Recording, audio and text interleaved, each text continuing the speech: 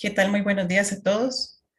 Vamos a dar inicio, ya estando en la hora, ya dimos 3 minutos para que termináramos de conectarnos para iniciar con este webinar, que más que todo es un conversatorio que es a nivel regional, en donde queremos aprovechar a compartir algunos aspectos teóricos, pero ante todo muchos aspectos prácticos, aprovechando aquí la presencia de nuestros invitados.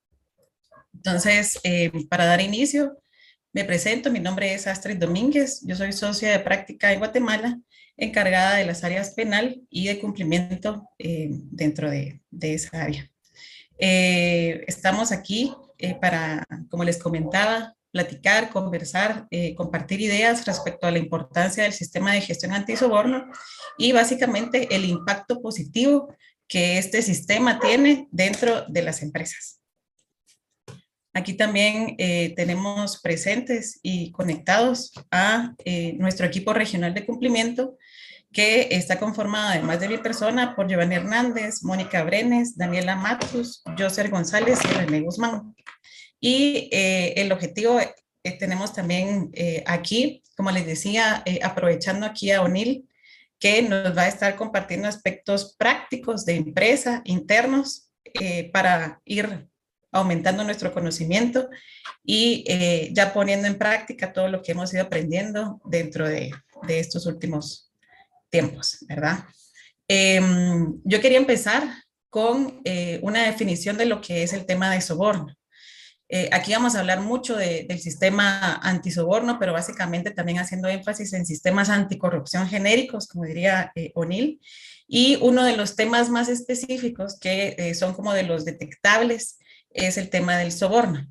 Soborno, no hay una definición muy concreta, pues a nivel legal, por ejemplo, aquí en Guatemala, pero podemos auxiliarnos de la ISO y de la definición que la ISO establece, y básicamente es ofrecer, entregar, aceptar, ¿verdad? De ambas partes, ventajas indebidas, ya sea directa o indirectamente, como un incentivo o como una recompensa para que un sujeto actúe o deje de actuar, ¿verdad? ¿Cuál es el objetivo? Obtener algún tipo de ventaja o beneficio indebido que nos pone en una situación de privilegio frente a otras entidades que no se someten a este tipo de práctica corrupta. ¿Cuál es el interés que tenemos en este tema o por qué nos interesa a nivel de empresas privadas? Es que el objetivo es fomentar la libre competencia, ¿verdad? Que todos tengamos las mismas herramientas para comerciar, para competir y que nadie tenga una ventaja, como mencionábamos, indebida, que le ponga pues, en cierta situación de privilegio que no corresponde. Buscamos hacer negocios con integridad, oportunidades de negocio, mejorarlas y el tema de sostenibilidad. Y ante todo, crear cierta reputación, mantener el marco de reputación y credibilidad, aumentando la confianza tanto en nuestros clientes internos, ¿verdad? Como externos. Y pues en aspectos legales, no llegando a mucho más, a nivel regional sí pudimos verificar que esta situación o este tipo de actos corruptos están prohibidos a nivel regional. A nivel de región, todos en diferentes fechas suscribimos, aceptamos y ratificamos la Comisión Internacional Interamericana contra la Corrupción, y dentro de esta, pues teníamos la de prohibir este tipo de actos corruptos o de soborno. A nivel muy de resumen, en Guatemala tenemos tipificado y prohibido el cohecho activo, el pasivo, la aceptación ilícita de regalos, enriquecimientos ilícitos. Son acciones prohibidas que están sancionadas con prisión y con multa. En El Salvador tienen la denominación de cohecho propio, impropio, activo, soborno transnacional, igualmente sancionado con prisión y con inhabilitaciones y multas. En Nicaragua podemos ver que también es cohecho cometido por autoridad, funcionario o empleo público, enriquecimientos, sobornos, tráfico de influencias, igualmente sancionado con prisión, multas e inhabilitaciones. Y en Costa Rica y en Honduras, pues también están sancionados. En Costa Rica tipificados como tráfico de influencias, soborno transnacional, cohecho impropio, cohecho propio, el tema de dádivas, corrupción de jueces, enriquecimiento ilícito, y en Honduras, cohecho propio, impropio, cohecho cometido por particular, concusión, etcétera. Si vemos, todos tenemos tipificado y prohibido ese tipo de conductas. Eso quiere decir que a todos nos interesa alejar ese tipo de contingencias de nuestras entidades. y por lo mismo empezar a establecer ciertas medidas de cumplimiento. Algunas de ellas es, por ejemplo, me imagino que ya lo tienen mapeado cada uno de ustedes, nombrar encargados de la supervisión para mejorar el control de posibles incumplimientos, evaluar riesgos y debida diligencia, fomentar la formación y la capacitación a través de materiales escritos, sesiones, informes, etcétera, aplicación de controles financieros y comerciales, auditorías aleatorias, pero ante todo, y es lo que vamos a discutir y a platicar el día de hoy, adoptar políticas anti-soborno. Entonces, ya este solo era un marco literalmente de introducción. Quisiera invitar a René para que René ya nos presente a O'Neill y que podamos empezar pues a intercambiar ideas y a tener el conversatorio del que hemos estado pues anhelando. Muchas gracias, Astrid. Tengan todos muy buenos días. Un placer para nosotros que nos puedan estar acompañando este día en este conversatorio. Me presento, mi nombre es René Guzmán, soy el encargado del área de cumplimiento en la Oficina de Consortium Legal El Salvador. Pues ahora en día nosotros conocemos que la implementación de las áreas de cumplimiento, que temas de anticorrupción y soborno están en auge, son tendencia en nuestra normativa internacional. Entonces, por eso pues nosotros nos tomamos el tiempo de realizar este conversatorio y pues qué más que invitar a alguien que se encuentra especializado en este tema, alguien que ve con el día a día este tipo de situaciones en una empresa. Por eso pues nuestro invitado especial y mi honor presentarlo es el licenciado O'Neill Alvarado, que es un Compliance Senior Manager de Tigo Millicom Panamá. Es un abogado ejecutivo senior con más de 20 años de experiencia en el ámbito jurídico y de cumplimiento corporativo, incluido 14 años como abogado interno de grandes organizaciones públicas multinacionales en los sectores de telecomunicaciones, cannabis, farmacia y bienes de consumo. Sus principales competencias incluyen ética y cumplimiento, anticorrupción, privacidad de datos, medio ambiente, defensa de la competencia, gestión de entornos regulados complejos, derecho internacional, impuesto de sociedades, regímenes fiscales especiales, fusiones y adquisiciones, procesos de contratación, negociación y laboral. Ha dirigido estrategias de legal compliance para operaciones de negocio en 16 países de LATAM y el Caribe, y actualmente se encuentra encargado de ética y cumplimiento de Tigo Millicom Panamá. En ese sentido, pues, y verificando ya toda la experiencia de nuestro invitado especial, quizás me gustaría iniciar este conversatorio lanzando la primera pregunta, y quizás de la cual nosotros vamos a partir de aquí, vamos a fomentar este conversatorio, en el cual pues nosotros al menos nos gustaría conocer qué factores se pueden implementar, o aquellos principales factores que se implementan en un sistema de anticorrupción y soborno. Ok, bueno, René, primero y antes que todo, muchas gracias por esta invitación. Para mí es un honor poder colaborar con la firma Consortium, con la cual he trabajado desde distintos escenarios en la experiencia que describiste, y gracias por esta presentación. Okay. Bueno, atendiendo tu pregunta de los factores que debemos tomar en cuenta para los programas de cumplimiento. Uno, tenemos que estar conscientes que los programas de cumplimiento parten de detectar cuáles son los riesgos que se encuentra una organización. Piensa una organización grande, una organización multinacional, debe tomar en cuenta en qué países se opera.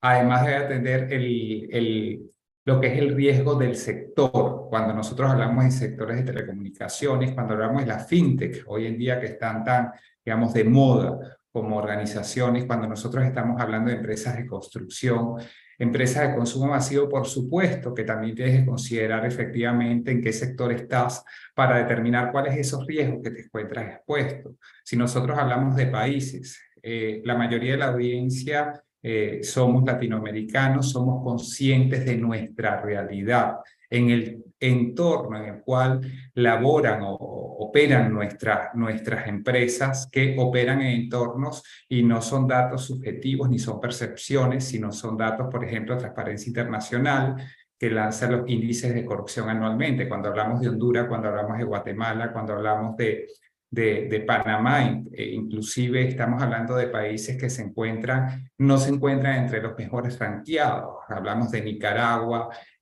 sino todo lo contrario. Entonces, desde ese punto de vista, el desarrollar un programa de cumplimiento anticorrupción es vital para la operación de las empresas en este entorno de complejidad de corrupción. Ahora, cuando nosotros hablamos de este programa, ¿de qué hablamos? Obviamente un programa de cumplimiento tiene tres objetivos: prevenir, detectar y responder. ¿Por qué lo menciono de que tiene tres pilares, o lo que yo lo llamo las columnas fundamentales? Porque cuando nosotros hablamos de prevención, estamos hablando, por ejemplo, de unas políticas, ¿ok? Tomando en consideración esos riesgos, nosotros desarrollamos la política. Podemos tener el código de conducta, podemos tener la política de debida diligencia, podemos hacer esa debida diligencia. Todas estas son medidas de prevención que nosotros debemos tener. Adicionalmente, la capacitación y la educación. Yo siempre este tema lo menciono como la cultura que queremos transmitir. No importa que la compañía sea grande, que sea pequeña, etcétera, es la cultura, y es esencial que dentro de la cultura se encuentre la parte de cumplimiento, anticorrupción, porque esto va a establecer el ejemplo, va a establecer el ambiente interno dentro de la organización que nos permite mitigar los riesgos, porque los riesgos que estamos expuestos en el ambiente o el entorno que operamos es una realidad, el riesgo de corrupción. Cuando nosotros hablamos de detectar, ¿qué es detectar? Ese monitoreo que nosotros hacemos. Por ejemplo, tenemos controles de las donaciones que hacemos, tenemos controles de los patrocinios que hacemos.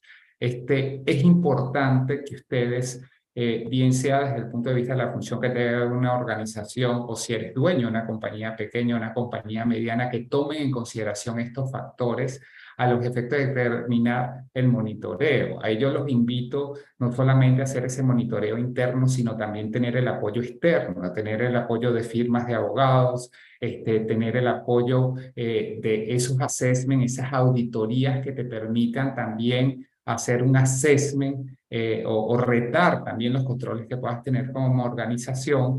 Y en tercer lugar, lo que es la parte de la respuesta. Cuando nosotros estamos hablando de la respuesta, y es algo que son los canales que tienes internamente para que los colaboradores, proveedores, comuniquen posibles actos de corrupción o sobornos que puedan ocurrir dentro de la organización por parte de colaboradores. Yo siempre insisto en algo. El éxito de un programa no solamente está en tener unas políticas, en tener unos controles. El éxito del programa está en la posibilidad que tú tienes o los controles para detectar y responder a situaciones que se te puedan presentar. Al final del día, un programa de tu cumplimiento, o el programa de cumplimiento, mejor dicho, no va a eliminar el riesgo de corrupción, y eso es algo que internamente en la organización siempre lo hablamos. Recuerdo una pregunta que me hacían recientemente y me decían, bueno, Nel, hicimos esta contratación, ¿qué hacemos si el proveedor incurre en un acto de corrupción? Ahí es donde yo digo, pones en práctica tu programa. Ok, 1, ¿qué hicimos? ¿Le hiciste la debida diligencia? ¿Conoces con quién? Sí. Ok, tienes un precedente. 2, ¿tienes el monitoreo? ¿Tienes el seguimiento? ¿Tienes los controles a nivel de finanzas? Sí. Ok, ¿incurre en una corrupción? Ahí en ese punto de vista está tu capacidad de detectar, porque eso es la efectividad de un programa, de que tú detectes y que puedas responder. ¿Cuáles son esas respuestas que puedes tener? Dependiendo de la regulación que pueda existir en un país, puede ser el reporte. Si eres una compañía multinacional pública que cotiza en bolsa, tienes que hacer, tienes el disclosure, ¿ok? Ahí yo sí recomiendo siempre, desde el punto de vista de hacer un assessment, un estudio, no solamente contratar la firma, sino tener en consideración las normas ISO 37001 y adicionalmente las guías que nos ha dado el DOJ o el Departamento de Justicia de los Estados Unidos en materia de cómo se implementan programas de cumplimientos efectivos. Al final del día, mi mensaje es: para la sostenibilidad de una empresa, para la competitividad de una empresa. No importa si eres grande, si eres mediana. Para la reputación de una empresa, tú tienes que crear una cultura y esa cultura va en hacerlo práctica en el día a día, no solamente de la gerencia, alta gerencia, sino de todos los colaboradores y desde ese punto de vista la capacitación es vital y como le dije, los mecanismos de detectar y tener los apoyos de las herramientas internas, así como externas, a los efectos de hacer ese assessment o esa evaluación periódica de tu programa de cumplimiento. No sé si te respondí la pregunta. Sí, no, sí, O me extendí un totalmente, poco. totalmente. Y yo creo que al menos de ahí, al menos yo retomo dos puntos muy importantes. Uno de ellos es que usted mencionaba el control que existe, un control interno. Al final, pues, las áreas de cumplimiento, las unidades de cumplimiento, de eso se trata, de mitigar, de prevenir. Entonces, al menos aquí me gustaría conocer, quizás voy a lanzarle dos preguntas. La primera es la importancia que tiene una capacitación interna en la empresa, una capacitación que puede ser dirigida para un personal. Podemos, o al menos conocemos que la capacitación para un personal de venta, para el personal comercial, para el personal de recursos humanos, no puede ser la misma. Cada una, pues, engloba cada una de las diferentes responsabilidades que puede tener el cargo de las personas. Y otra es algo que usted tenía muy en cuenta y que lo mencionaba, era qué rol juega en las políticas de cumplimiento, en las políticas de anticorrupción y soborno en la junta directiva o la alta dirección, es decir, aquellos cargos que tienen potestad de decisión, potestad de ejecución y al final, pues, de implementar todas las políticas. Sí, gracias por la pregunta y levantas dos excelentes puntos, retomas dos excelentes puntos, que es el tema de las capacitaciones. Las capacitaciones es importante que bien sea el compliance officer, bien sea la persona encargada de compliance, bien sea el dueño de una compañía o a través de firmas externas, de la firma externa, siempre ustedes tomen en consideración, uno, capacitar ese marco general en temas del programa de cumplimiento.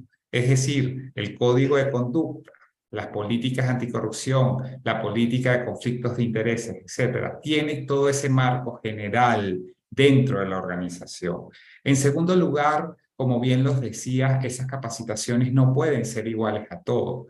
Tienes que haber diagnosticado cuáles son esos equipos de alto riesgo. Por ejemplo, si yo tengo un equipo de B2B que negocia con el gobierno, que participa en licitaciones, soy una compañía de construcción, soy una compañía de telecomunicaciones, por supuesto que se encuentran expuestos a un mayor riesgo de corrupción.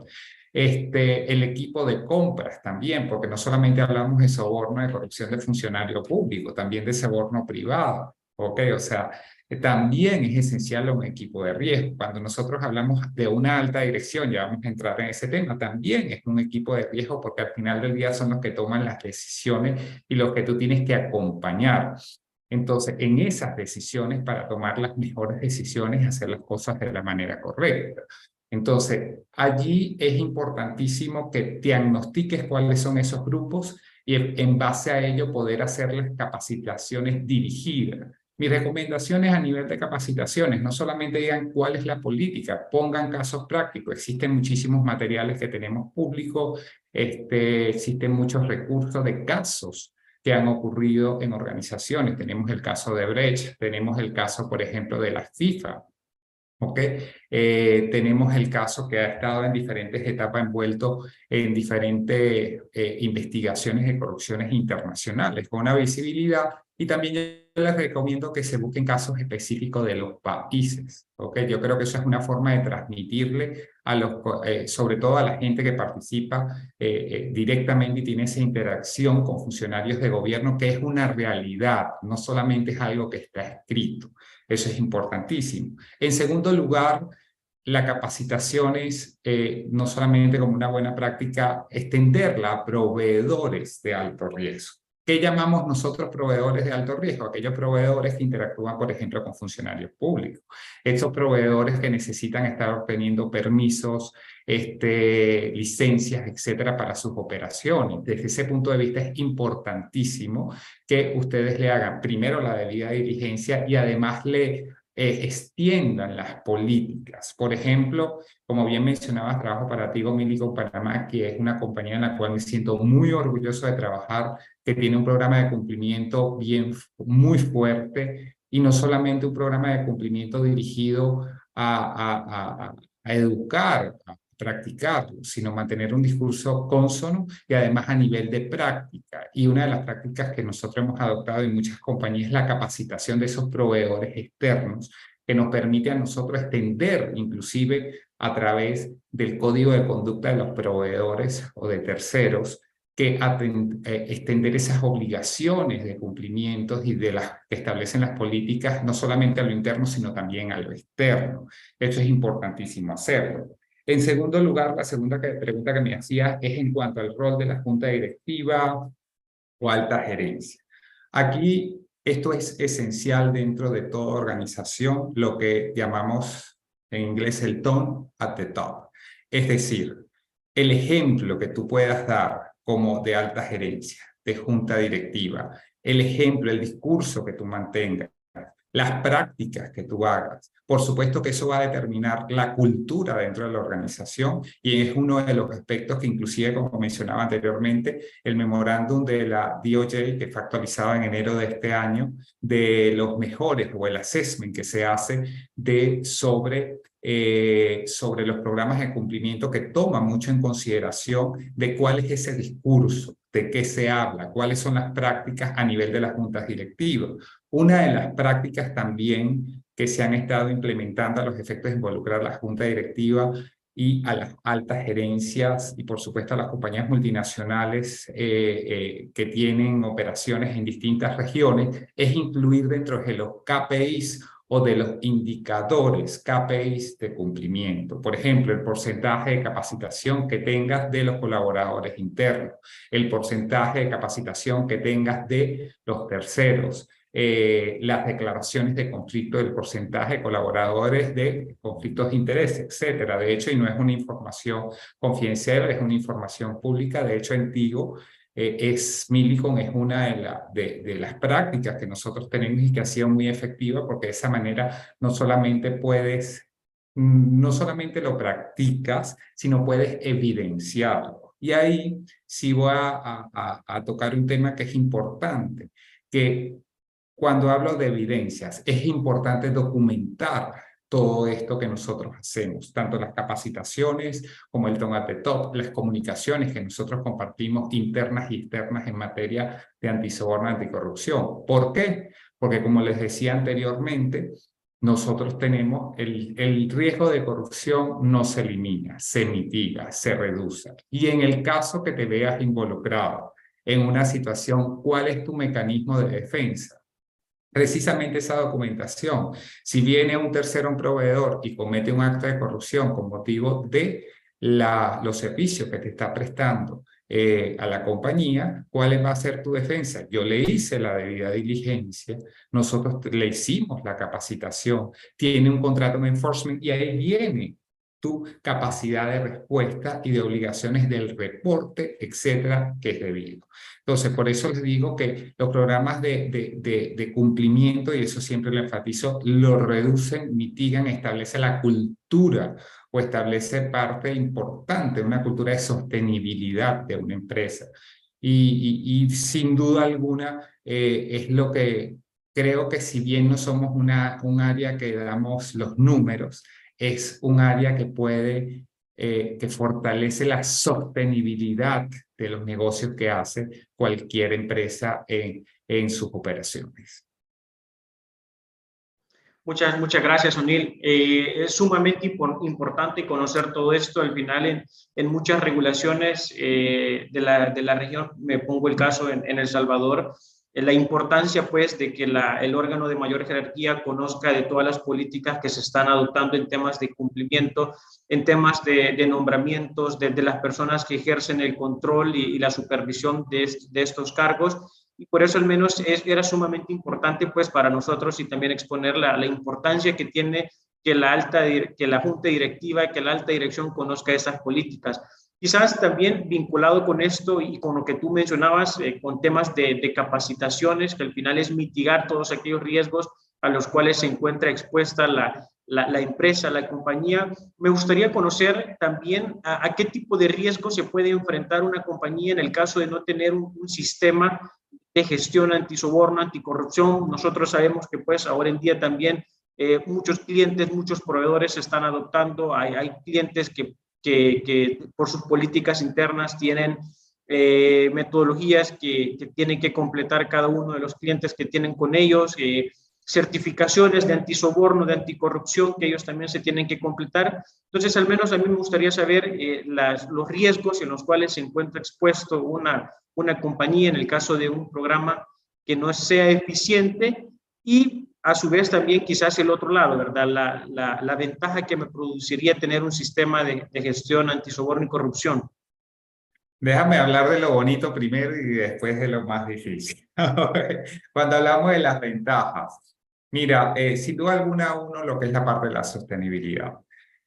Cuando nosotros estamos hablando hoy de la sociedad, cuando estamos hablando de los clientes, de nuestros clientes, los clientes no solamente están buscando compañías que le solucionen un problema o que le vendan un servicio o que le vendan un producto, también están buscando compañías que hagan una diferencia dentro de un entorno. O sea, definitivamente creo que es parte de la sostenibilidad, es parte, debe ser, y por eso es importante que lo tengas dentro de la cultura de la compañía. Eso es importantísimo. En segundo lugar, tienes el tema de la reputación. Y ahí sí llamo la atención y les resalto, señores, la reputación se construye en base a hechos. Y además que se construye en base a hechos, se construye en base no a tener un doble discurso de que yo estoy haciendo esto nada más por reputación. No, con cosas concretas. Entonces, definitivamente es una parte, un aporte a la sociedad. Yo creo que definitivamente operamos en entornos retadores desde el punto de vista de corrupción, pero las empresas que hacen y hacemos las cosas de la manera correcta tienen digamos, un marcador diferente, un marcador diferencial dentro de ese mercado. En tercer lugar, la competitividad. Definitivamente, cuando estamos hablando de compañías que son proveedores de compañías multinacionales, hoy estamos hablando que prácticamente las operaciones y negocios no tienen fronteras. Entonces, desde ese punto de vista, me hace más competitivo yo tener certificaciones, me hace más competitivo tener un programa, me hace más competitivo tener los controles y eso de esa manera, por ejemplo, si yo tengo y me va a contratar una compañía como Nike, Under Armour, cualquier compañía multinacional que se encuentre listada en Nasdaq, sin duda alguna cotiza en bolsa. Desde ese punto de vista, uno de los requerimientos va a ser, y eso lo deben haber recibido muchos de los que están en este webinar, el cuestionario, efectivamente, tienes esta política, tienes estos controles, tienes políticas anticorrupción, etcétera. O sea, desde ese punto de vista, te da una competitividad y también un diferenciador con respecto a los que no lo tengan.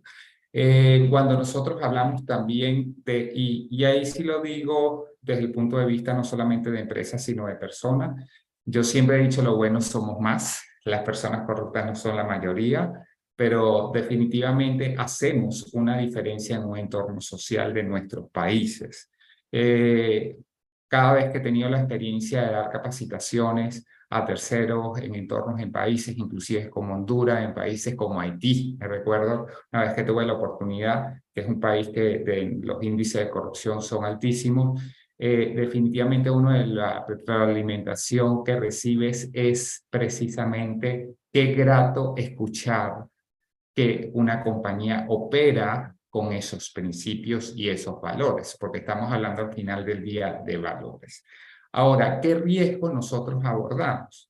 Sin duda alguna, y los hago a hablar con ejemplos concretos, si estás en una empresa de construcción, si participas en licitaciones, haces consorcios, por ejemplo, para participar en estas licitaciones, si lo haces a ciegas, no sabes qué proveedores estás contratando. No sabes ni siquiera si tienes un familiar del funcionario o del director de la institución con el cual estás contratando. Estás expuesto a un riesgo alto de corrupción. O sea, que al final del día puede traducirse en un riesgo de reputación, puede traducirse en un riesgo económico, puede traducirse en un riesgo penal desde el punto de vista también dependiendo las regulaciones de los distintos países, pero en la mayoría de los países también es penado el acto de corrupción desde el punto de vista del funcionario, sino también del que actúa por la representación, por la empresa privada.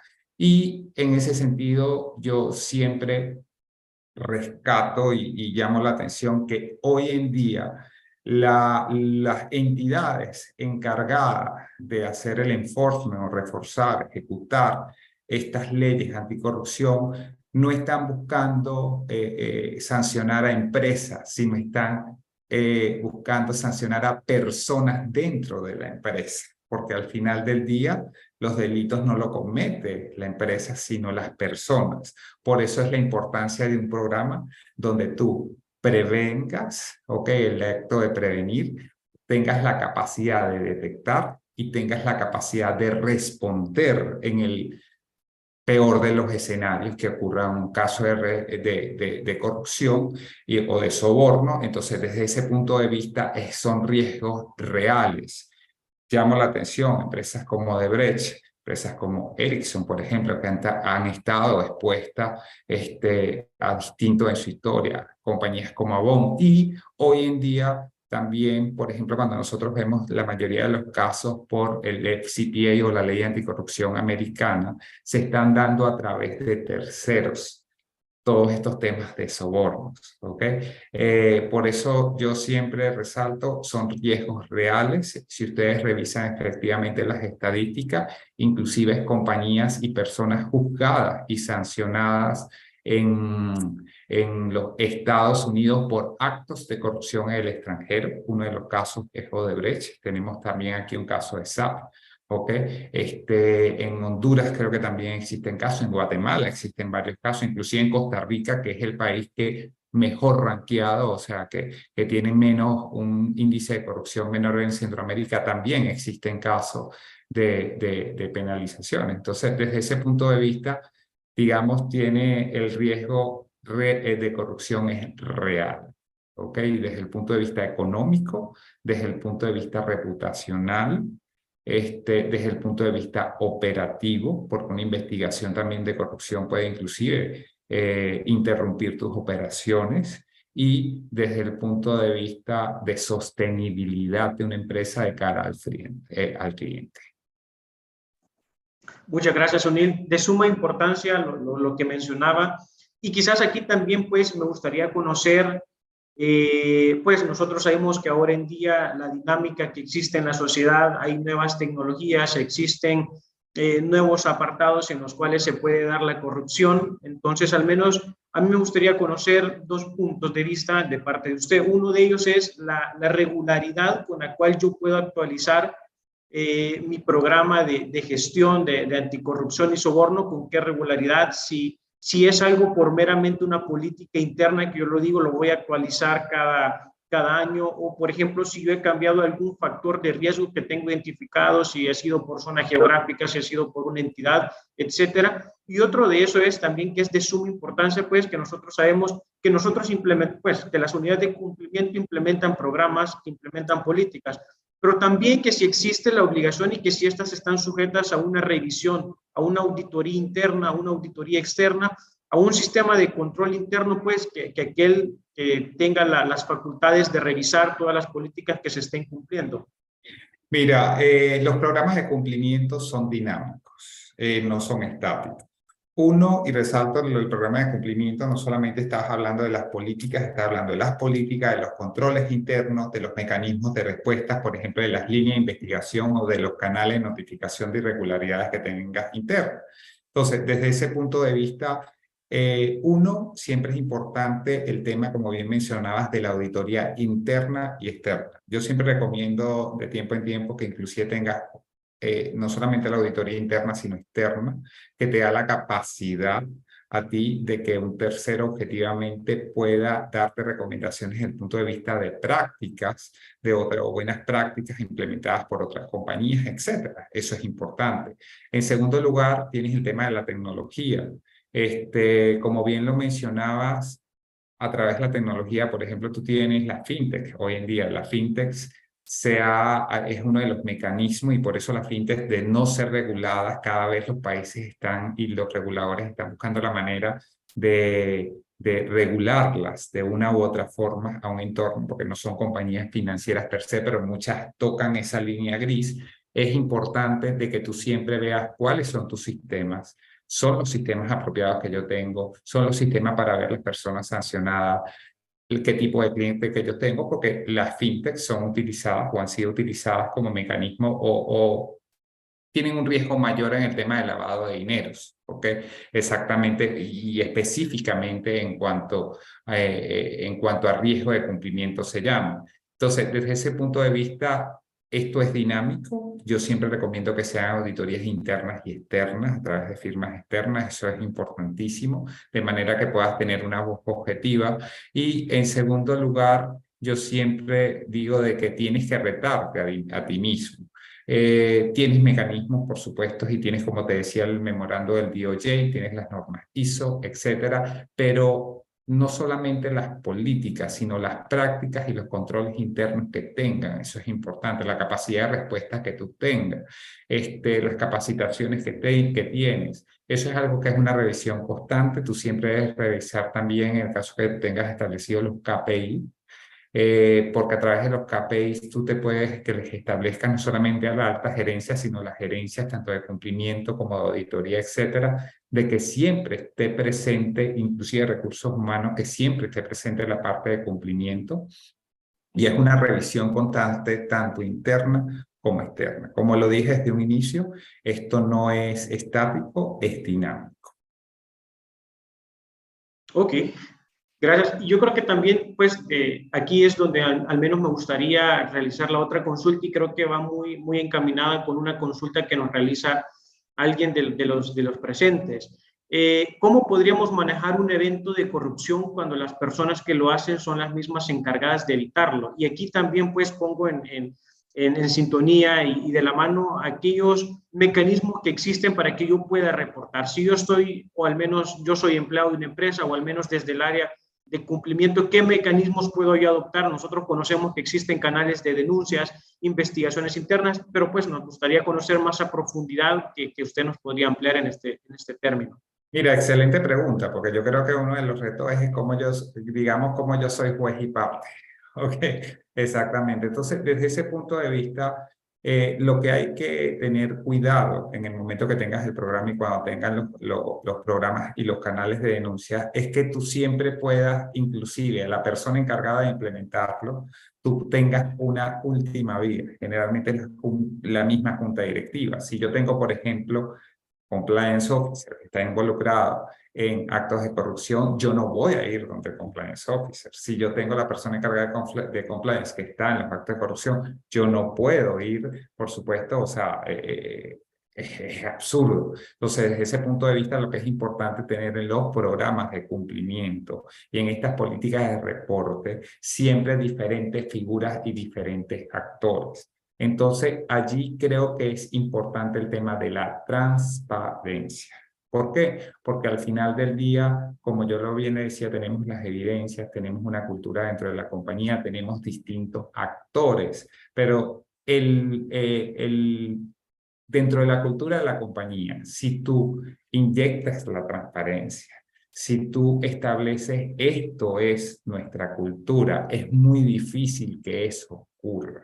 ¿Okay? No es imposible, por supuesto, como lo dije, que lo eliminen, pero además que tú vas a tener diferentes órganos y siempre nos ven a las áreas de compliance como, no somos, yo siempre digo, legal, compliance, auditoría, no somos los mejores amigos. Okay, del negocio a veces, pero hay que vender también ese valor agregado de que nosotros le damos al negocio, esa sostenibilidad de negocio, y también hay que involucrar a las gerencias, a las juntas directivas, a los gerentes generales, porque también hay que hacerlos responsables de esta cultura de transparencia. Entonces, neto en cuanto a la pregunta, hay que tener el cuidado que dentro de las políticas de reporte siempre establezcas distintos canales, inclusive un canal para el caso que mencionabas específicamente, que el mismo órgano, digamos, encargado de compliance o el encargado de un área auditora, etcétera, esté incurriendo en esto. Para que la investigación, ¿qué es lo importante en una investigación? Porque al final del día,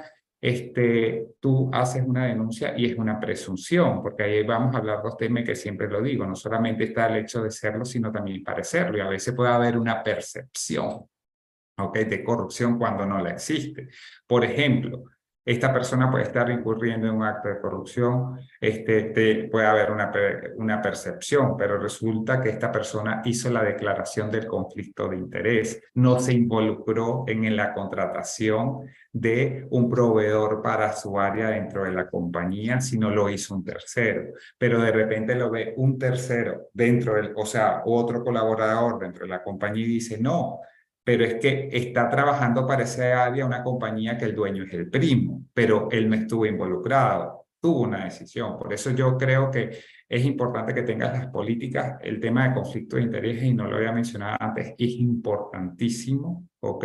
¿Por qué? Porque si yo tengo, por ejemplo, si voy a contratar a compañías donde está un familiar de una cabeza de un departamento, que esa persona no participe, por supuesto, en esa negociación. Es el ejemplo que estoy colocando en específico. Entonces, ahí es importantísimo dentro de la política que tú establezcas mecanismos o canales, diferentes canales para diferentes situaciones.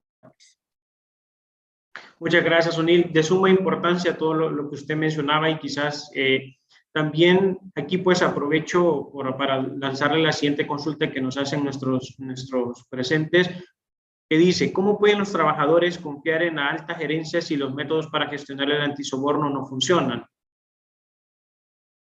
Mira, yo siempre sostengo algo, que la alta gerencia tiene una responsabilidad de un negocio. Los colaboradores tienen que asegurarse cuáles son los caminos que existen de reportes y soluciones.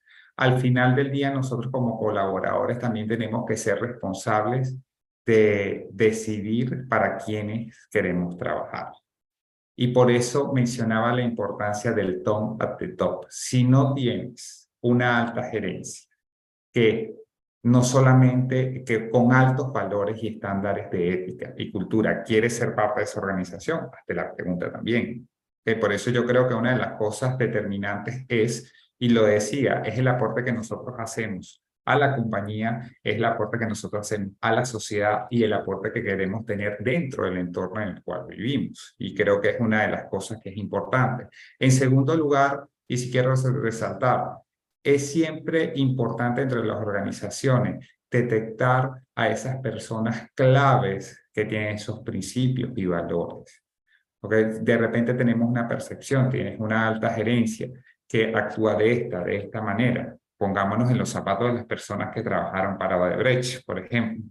O sea, que las consecuencias, todo vino producto de, digamos, vino básicamente de unas prácticas de negocios que fueron promulgadas inclusive desde una alta gerencia. Entonces, desde ese punto de vista te digo, ¿quieres tú estar trabajando en una compañía que en el futuro puede estar en unos riesgos como ese? No. Entonces yo sí creo que también debemos, y ahí hablaba también el tema de la sostenibilidad. ¿Cómo tú llamas a los mejores empleados? ¿Cómo tú tienes a la mejor gente? ¿Cómo tú captas el mejor talento? Con tu reputación, con tus valores, con tu sostenibilidad, con los principios y valores que transmiten esa gerencia. Entonces vuelvo a la pregunta inicial que me hiciste: ¿qué rol juega la junta directiva, la alta gerencia, y cómo debes involucrarte y cómo debes estar involucrado? Su rol es determinante, porque eso determina la credibilidad de los colaboradores, el compromiso de los colaboradores con la compañía y su sustentabilidad. Yo creo que es sustentabilidad, perdón. Yo creo que eso es vital dentro de una organización. Muchas gracias, O'Neill. Y quizás pues para ir concluyendo en aras del tiempo también, me gustaría conocer al menos cuál es el rol, usted que está después interno desde una empresa, cuál es el rol que se puede manejar externamente como consultores en cuanto a aplicación de servicios, en cuanto a proveedores como de servicios de capacitaciones, de auditoría. Si nos puede al menos usted identificar esos roles que se pueden cumplir desde afuera. Sí, no, definitivamente los consultores externos y ustedes son nuestros mejores aliados, ¿ok? Como firmas, como asesores, en un momento de una auditoría es determinante. Por ejemplo, para hacer ese diagnóstico de las fortalezas y debilidades del programa de cumplimiento, también hacer esas evaluaciones periódicas que tú dices, definitivamente, esas recomendaciones no solamente desde lo interno, sino desde la práctica y las buenas prácticas implementadas en otras compañías y replicarlas también. Entonces, desde ese punto de vista, creo que es un rol fundamental. Adicionalmente, por lo menos en la debida diligencia, eso depende de la compañía. Hay compañías que trabajan con sistemas, hay compañías que de repente las operaciones son más precisas o para las operaciones de mayor alto riesgo contratan específicamente a las firmas y el rol del consultor externo para las contrataciones internas de proveedores, para hacer ese due diligence, sobre todo en las operaciones de alto riesgo, que yo siempre lo recomiendo. Adicionalmente, y una de las cosas de la debida diligencia o el due diligence, realizarlo cuando vas, por ejemplo, a comprar otra compañía, cuando vas en un proceso de fusión, cuando vas, tienes que hacer ese diagnóstico porque son procesos también complejos desde el punto de vista que vienen dos culturas organizacionales diferentes. De repente tienes una local, tienes una multinacional, tienes que conocer efectivamente qué ha hecho esta otra compañía desde el punto de vista de soborno y corrupción. ¿Tiene un programa, no tiene un programa? ¿Tiene las políticas y cuál es el plan que tú tienes que desarrollar en el tiempo a los efectos de poder mitigar los riesgos que estás asumiendo como nuevo propietario? Sin duda alguna, por eso lo digo, los asesores externos son nuestros mejores aliados a los efectos de los asesores internos, en los efectos de la ejecución, del diagnóstico de estos programas de cumplimiento y más allá también de lo que es la operación de la compañía per se. Muchas gracias, O'Neill. Pues ya de esta manera estamos concluyendo este conversatorio de suma importancia. Me gustaría, al menos a mí, recopilar ciertos puntos en los cuales pues debemos de tomar en cuenta. Uno de ellos es el rol, la importancia que tiene de la adopción de un sistema de gestión anticorrupción, antisoborno, la implementación de buenas prácticas como la capacitación para todos nuestros empleados, unos buenos canales de comunicación, pues que debe de contar también con un plan de cumplimiento de gestión antisoborno y corrupción, y pues al final también pues la responsabilidad a veces se tiene en el entendido que las áreas de cumplimiento son las encargadas, pero pues también nosotros lo podemos evidenciar que cada uno como colaborador también tiene su rol, su responsabilidad, su importancia dentro de la práctica que se dé en la empresa, y pues de esta manera, al menos de nuestra parte, O'Neill, estamos sumamente agradecidos porque nos acompañara este día, porque nos expusiera desde una empresa como es pues Mili Contigo, el tamaño y el carácter que es para identificar este tipo de programas. Sí. Y no, gracias a ustedes por la invitación. Y mi mensaje final es definitivamente los que luchamos por esta causa. Y este es un apasionado del tema de ética, cumplimiento, antisoborno. Como lo decía, yo creo que al final del día estamos siendo un diferenciador dentro de las organizaciones, dentro de nuestra sociedad, y precisamente somos factores de cambio de los entornos que en nuestros países en los cuales operamos. Creo que desde ese punto de vista es importante abordar estas funciones, no solamente desde el punto de vista profesional, sino también filantrópico y de propósito. Entonces, por eso le digo abordarlo con pasión.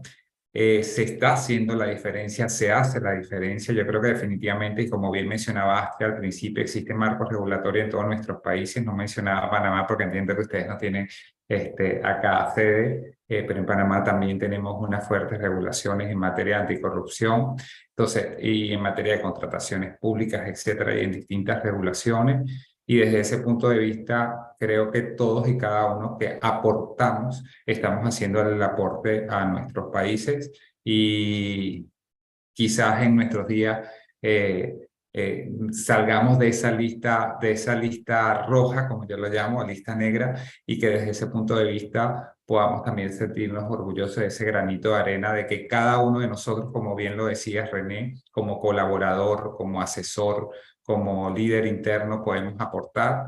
Y por supuesto yo invito a todos los que me están escuchando a que cada día reforzamos esto en nuestra organización, detectemos esas oportunidades, porque muchas veces contactemos a los consultores externos, porque muchas veces es un tema que no lo priorizamos, y lo priorizamos de una manera reactiva cuando tengo un caso y cuando tengo una situación, cuando el riesgo ya es materializado y lo que estás es reparando daños y no previniendo.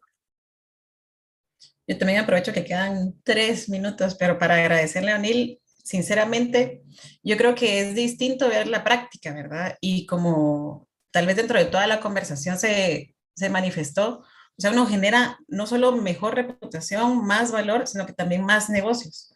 O sea, estando dentro de la lista de riesgosos, le podríamos decir a nuestros países, el no tener un programa de cumplimiento como que también corta oportunidades de mercado.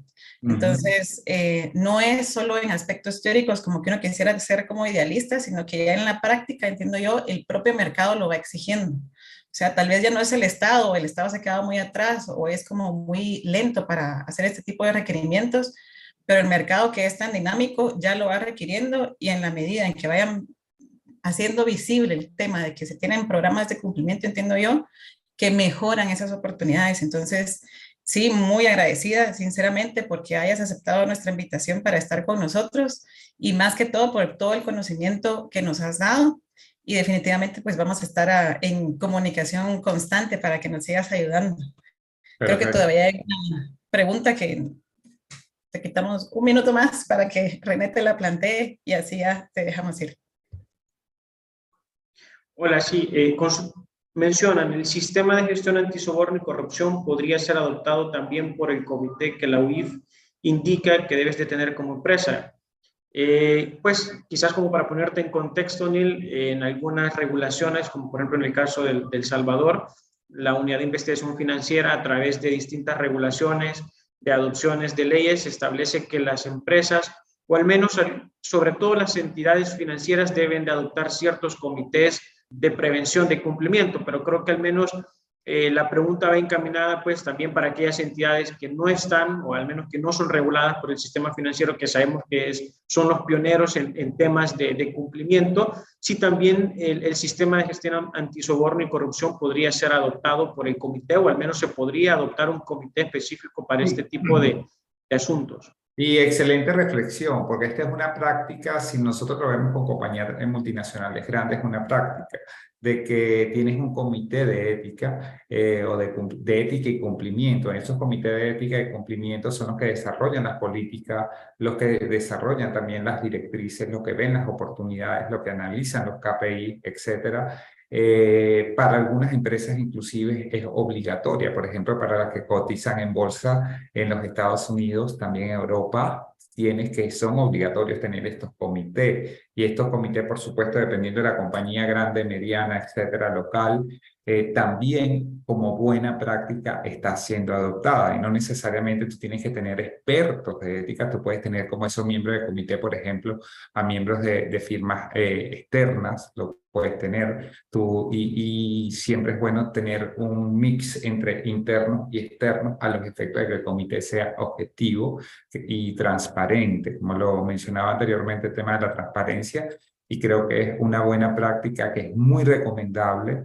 Y excelente pregunta, porque es una de las buenas prácticas que han estado adoptando las compañías que no cotizan en bolsa, por ejemplo, y que no les son requeridos este tipo de comité. Muchas gracias, O'Neill. Creo que pues nos ha quedado sumamente claro. Nuevamente pues te agradecemos por estar este día con nosotros. Damos por finalizado pues este conversatorio. Igualmente pues si alguien tiene más alguna consulta, están los medios de comunicación de Consortium, están los correos. Igualmente pues podemos trasladarlas con O'Neill también y compartirlas para que después podamos abordar tal vez en alguna carta o en algún flyer, pues más respuestas sobre este tipo de situaciones. Mucho gusto. Perfecto, muchas gracias a todos ustedes y todos los que se conectaron por su participación. Gracias, René, gracias, Astrid. Muchas gracias.